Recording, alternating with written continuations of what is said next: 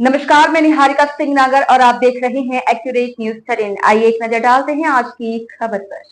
Intas foundation Gwalior अपना घर द्वारा मरीज के मानसिक, शारीरिक एवं कौशल विकास हेतु कई तरह की सहभागिता गतिविधियां करता है। इसी तारतम्य में आज अपना घर गीता कॉलोनी ताल बाजार में एक शिविर का आयोजन किया गया, जिसमें ग्वालियर के प्रख्यात दंत रोग विशेषज्ञ डॉक्टर विवेक पाठक ने कैंसर पीड़ितों का परीक्षण किया एवं ओरल कैंसर प्रिवेंशन विषय पर संबोधित करते हुए बताया कि 2020 में भारत के 14 लाख नए मरीज मिले थे।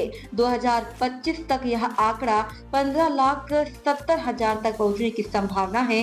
वहीं 2040 तक यह अनुमान 20 लाख से अधिक कैंसर मामलों तक पहुंच सकता है। आपको बता दें, उन्होंने कहा, भारत में बढ़ते कैंसर के मामले चिंता का विषय है।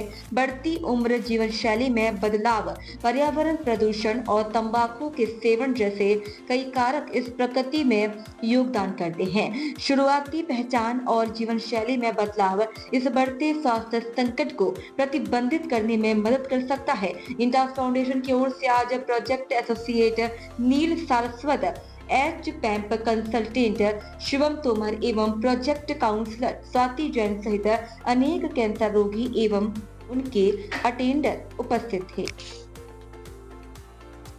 इंटास फाउंडेशन के अपना घर में कई प्रकार के डॉक्टर्स भी आते हैं, तरह तरह के फिजियोथेरेपिस्ट, डेंटिस्ट, ऑन्कोलॉजिस्ट वगैरह, जो हमें यहाँ पे टेस्टिमोनियल्स देते हैं, हमारी संस्था की तारीफ करते हैं, हमें यहाँ थोड़े सजेशंस देते हैं जिससे हमारी सेवाएं और ज्यादा अच्छी हो सके।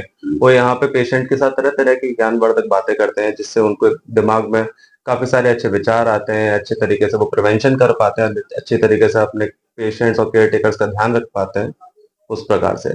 और इसके अलावा हम काफी अलग अलग प्रकार की भी एक्टिविटीज कराते हैं, जैसे प्लांटेशन एक्टिविटी हो गई और आर्ट एंड क्राफ्ट की एक्टिविटी हो गई, जो उनके मानसिक रोगों से उन्हें दूर रखे, उस प्रकार की एक्टिविटीज हो गई। उस प्रकार के लोगों को भी हम यहाँ पे इनवाइट करते हैं। कि यहाँ पर हमारा सबसे पहला जो चैलेंज था वो ये था कि पेशेंट्स का भरोसा जीतना, कि हम सारी सुविधाएं निःशुल्क यहाँ पर प्रदान कर रहे हैं, तो एक पेशेंट को आमतौर पर ये यकीन नहीं होता है।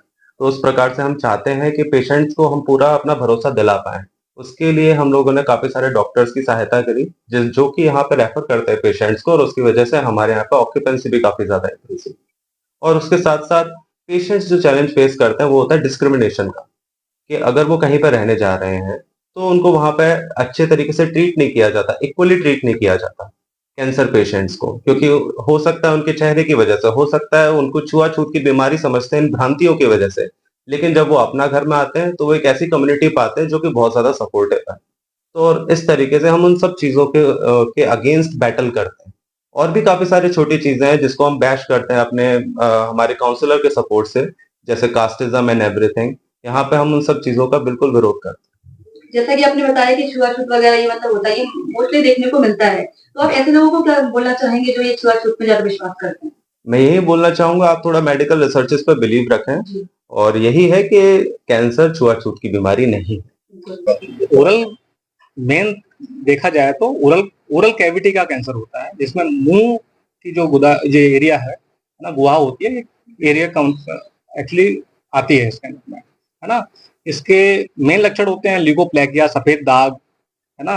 अगर रेड कलर के दाग हैं, है ना, सफेद और लाल दाग हैं, कहीं छाला बन रहा है, तो ये मेन लक्षण होते हैं। और मुंह कम खुलना, है ना, वो हैबिट्स के अकॉर्डिंग आते हैं हमारे। तो ये मेन चीजें होती हैं जो हमें आगे जाके कैंसर में परिवर्तित होने में बहुत मददगार होती हैं, कि जिसमें ये कन्वर्ट हो ही जाता है। क्या इसका इलाज संभव है? बिल्कुल संभव है, अगर आपको सर्जिकल करके किया जाए, मोटिवेशन करके किया जाए, कि पहले आपको प्रिवेंटिव तरीके से ले लिया जाए, कि अगर आप चीज कुछ ले रहे हैं, है ना, टबाकू यूज कर रहे हैं, कुछ ऐसे प्रोडक्ट ले रहे हैं, है ना, अल्कोहल ले रहे हैं, उनको छोड़ दिया जाए, कम मात्रा में लिया जाए, प्रिवेंटिव होके चला जाए, तो इसको भी और कम किया जा सकता है। जैसे कि हम देख रहे हैं कि आजकल जो महिलाएं हैं, गर्ल्स हैं, उन ब्रेस्ट कैंसर ज्यादा से ज्यादा बढ़ रहा है, तो इसका क्या कारण हो सकता है? इसका जितना मैंने अभी जो मेरे सर्जन्स हैं, मैंने जितना भी सुना है, इसका मेन कारण है फीडिंग, है ना। प्रॉपर फीडिंग नहीं कराते, है ना। हमारे ब्रेस्ट एम्प्टी नहीं हो पाते, है ना, जो एक एम्प्टी फेज होता है ना। जैसे मैंने मेरे जो डॉक्टर हैं, डॉक्टर बांगा, तो मैंने उनसे बात की थी जब मैं बच्चों को दिखाने गया था, तो उन्होंने कहा मेरी बेटी अभी 2.5 साल का बच्चा हो गया, अभी भी ब्रेस्ट फीडिंग करा रही है। तो उन्होंने कहा कि जब तक फीड आए तब तक बच्चे को फीड कराइए, कोई प्रॉब्लम नहीं है उसका, वो नेचुरल है ना, आ रहा है। बचाव उसका ये है, जब भी आपको लगे कि आप उसका चेक कर सकते हैं, है ना, चेकअप है उसका, वो आपको चाहें तो एक क्लास में ले सकते हैं, आप ऑनलाइन की वीडियोस भी देख सकते हैं ना, तो फीमेल्स में इतना इजी नहीं होता बताना, है ना, तो आपको ऑनलाइन क्लासेस ले सकते हैं उसकी, कैसे इंस्पेक्ट करते हैं कि ब्रेस्ट कैंसर आपको है, कोई लंप है कि नहीं, कोई स्वेलिंग तो नहीं, कोई गठान तो नहीं, बस इतना चेक करना होता है। आप प्रॉपर डॉक्टर के पास जाइए, चेक कर लेंगे। क्या सावधानी तो बरतना चाहिए? सावधानी यही है कि अगर आपको ब्रेस्ट कैंसर से संबंधित कुछ है, तो आपको लम्स का ध्यान रखना है, कोई लम्स ना बने आपके। अगर लम्स बन रहे हैं तो आपको डॉक्टर को दिखाना है। कोई सूजन है, कोई दर्द है, इस